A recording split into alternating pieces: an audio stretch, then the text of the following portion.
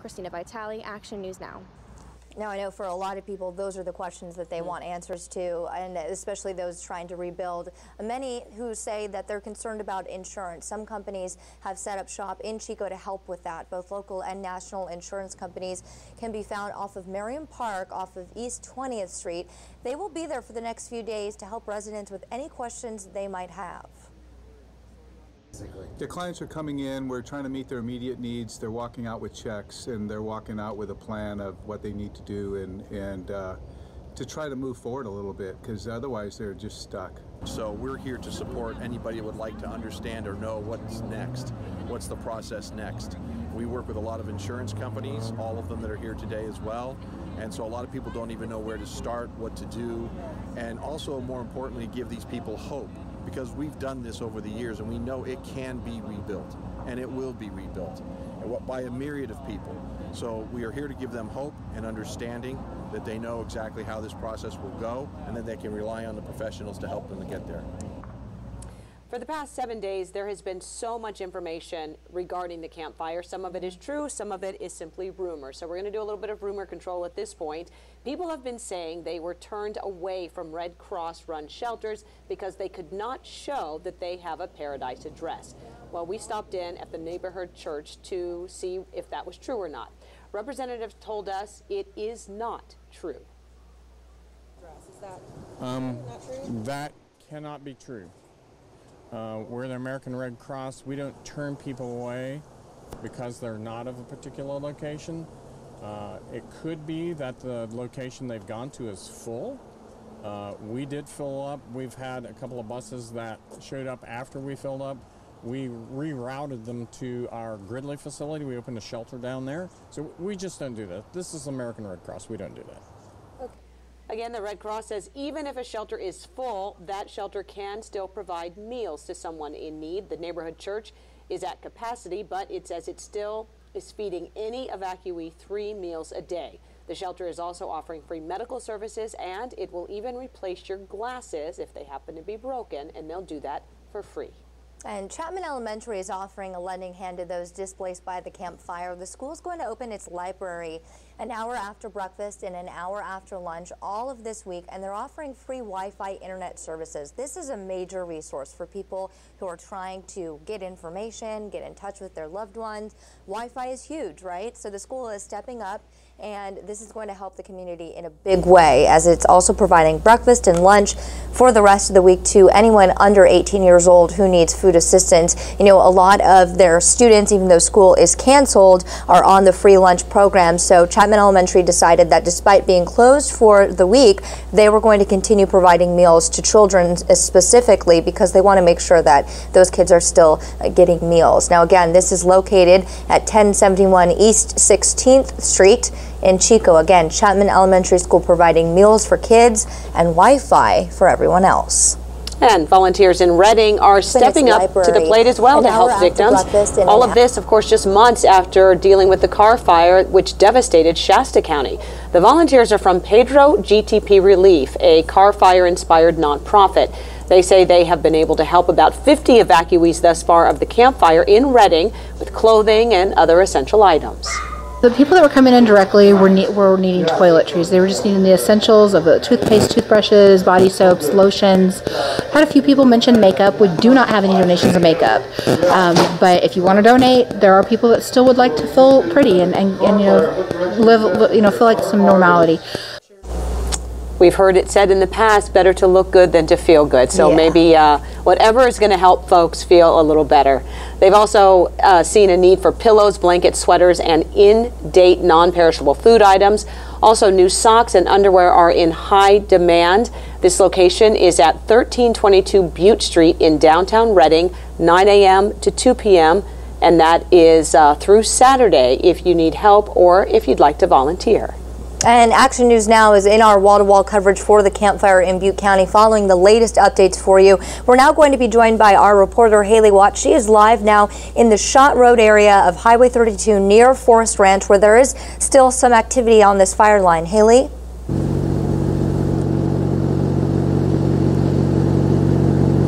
Good morning. I've been working this morning to answer some of your questions about communities that may or may not be in the path of the fire or at risk right now. As we are seeing the acreage continue to grow, every time there's a press briefing, we're seeing at least maybe another 500 or 510, however many acres. We're seeing the fire start to move. So this morning, we did see on our heat imaging map, we did see some flare-ups on the eastern and northern parts of Helltown. So we headed up Highway 32 here. Now, right now I'm at Forest Ranch and Shot Road. You can see this is the road that goes to the school, Forest Ranch School. And the good news is this entire community, of course, has not been touched by the fire. Nothing is burnt down here. In fact, most of Forest Ranch is just under an evacuation warning. But as you can see, CHP has this area. As soon as you get to Shot Road, you can't venture out toward the south, towards the school. That area is blocked off at this point. They're just saying that. I'm not really sure why. In fact, actually, I was just speaking with some of the CHP officers. Couldn't tell me what the hazards are because we're not seeing any flames. We're not seeing, really, even on the maps, we can't see it much farther than Helltown. And that's the area that we're seeing those flare-ups, however, and that isn't good news. We weren't seeing them last night, and now it looks like there's some areas that may have reignited. But for the most part, up Highway 32, well, although this area of Forest Ranch is just under an evacuation warning, CHP says there's really nobody coming or going because all of Highway 32 is still closed incoming from Chico. So that drive up apparently at this time is an unsafe drive. So most people who live in this area just don't want to be here right now. The air quality is terrible and it's really smoky up here.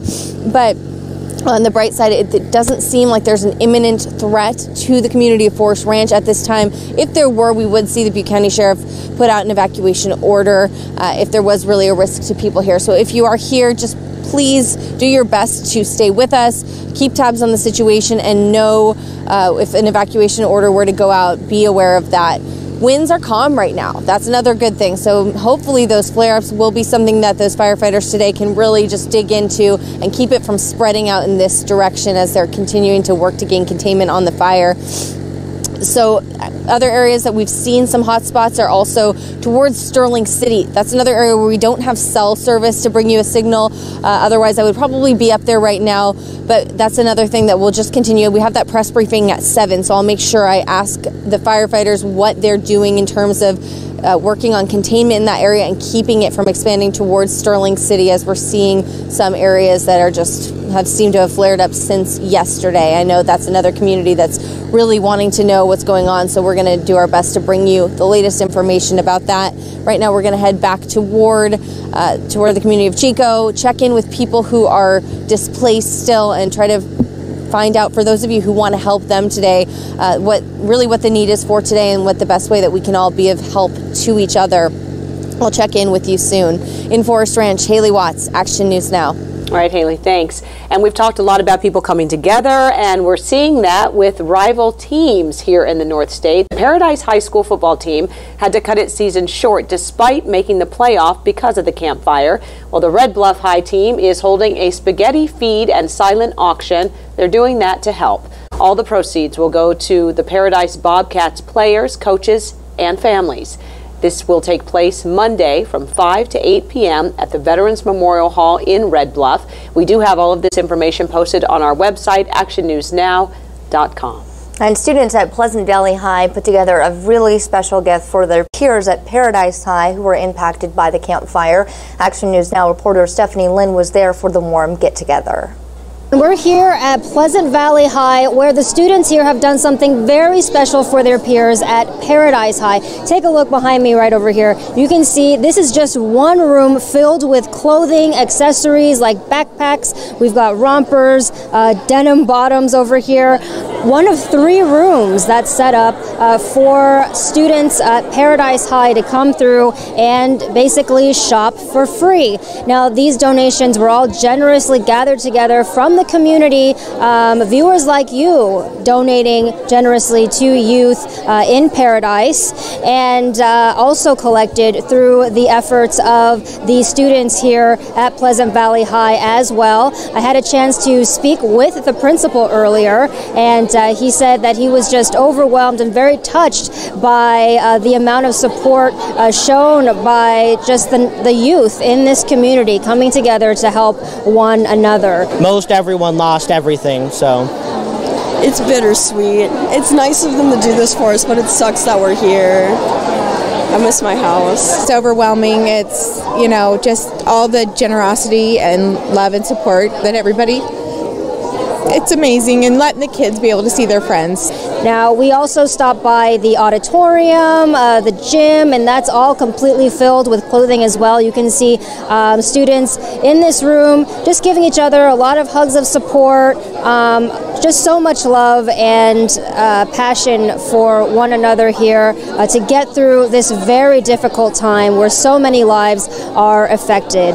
And we'll continue to bring you more updates and the latest developments on the campfire. We're here at Pleasant Valley High in Chico. Stephanie Lynn, Action News Now. And that was the first time some of these Paradise students got to see each other since fleeing for their safety, and no doubt it was a really happy but bittersweet reunion for many of them. And we're just glad that they are all there safely. And meantime, the Paradise High School football team had an amazing chance to attend a 49er game thanks to a Paradise native and team trainer, Shane Wallen. And we will have a live interview with him, and we'll talk to him about how he's working to support the team. That's going to be coming up later in our coverage this morning, so stick around for that. We're going to take a quick break. Action News Now will be back in just a few minutes with more live team coverage of the campfire. In the meantime, join us for updates on actionnewsnow.com.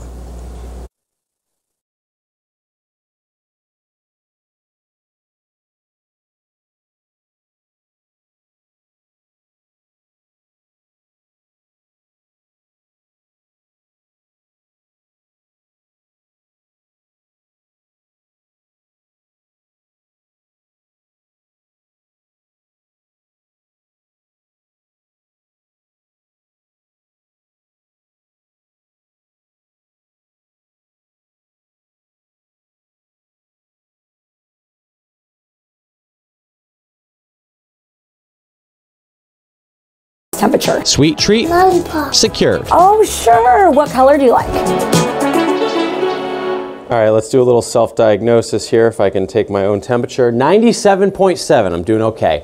The eye health thermometer works equally well on both kids and adults. I like how nothing touches the skin, so it stays clean for the next reading. If you want to learn more about it, you can go to my website. It is richontech.tv. Justin Frank, I will be here tomorrow. Back to you guys.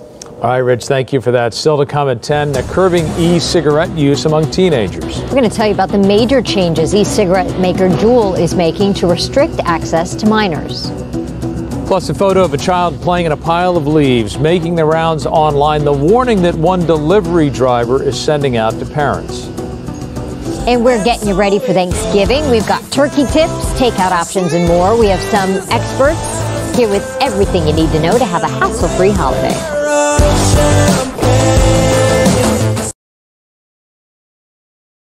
Get $150 off any Garmin Fenix 5 Plus series device.